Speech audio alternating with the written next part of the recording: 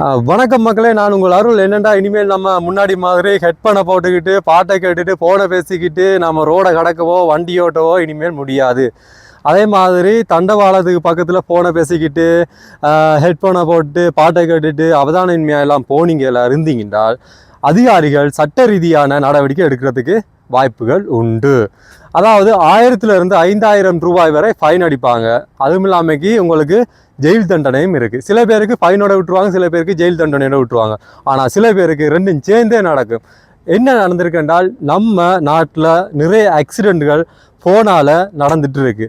நிறைய பேர் குடும்பங்கள் இதனால் பாதிக்கப்பட்டிருக்கு. சின்ன சின்ன பசங்கள்லாம் இதனால் இறந்துருக்காங்க. அதே மாதிரி ஃபேமிலி மெம்பர் ஒருத்தனை நம்ம வீட்டில் இல்லாமல் போனால் இப்படியான ஒரு ஆக்சிடெண்ட்டில் இறந்தாங்கன்றால் அந்த குடும்பமே ரொம்ப பாதிக்கப்படுது ஃபைனான்சியலாக. ஸோ இதெல்லாம் தடுக்கும் முறையாக தான் இந்த சட்டத்தை உருவாக்கியிருக்காங்க. நம்ம உயிரை நம்ம தான் பாதுகாக்கணும். இனிமேலாவது நம்ம பாதையை கடக்கும் போதோ, ரயில்வே ஸ்டேஷன் இருக்குல்ல, அந்த ரயில் வர்ற இடம் அதுக்கிட்ட நம்ம நடக்கும் போதோ ஃபோனில் ஹெட்ஃபோனில் பாட்டை கேட்டுட்டு ஃபோனை பார்த்துக்கிட்டு இப்படிலாம் போகக்கூடாது. அப்படி இருந்தால் தான் நம்ம உயிரை நம்ம பாதுகாக்க முடியும். நம்ம என்னென்ன ஸ்ட்ரெஸ்ஸில் நம்ம இருக்கிறோம்னு தெரியாது, அவதானமே எப்படி வருமென்னு தெரியாது. சில டைமில் கால் ஸ்லிப் ஆகி நம்ம உயிர் போகிறதுக்கு கூட வாய்ப்புகள் இருக்குது. இனிமேல் நம்ம அவதானமாக இருக்கணும்.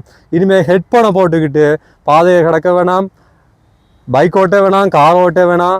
அப்படி உங்களுக்கு எமர்ஜென்சி என்ன ஒரு இடத்துல நிப்பாட்டி போட்டு ஃபோனை பேசி போட்டு கூல் ஆகிட்டு உங்களோட பயணத்தை தொடருங்க. நன்றி, வணக்கம்.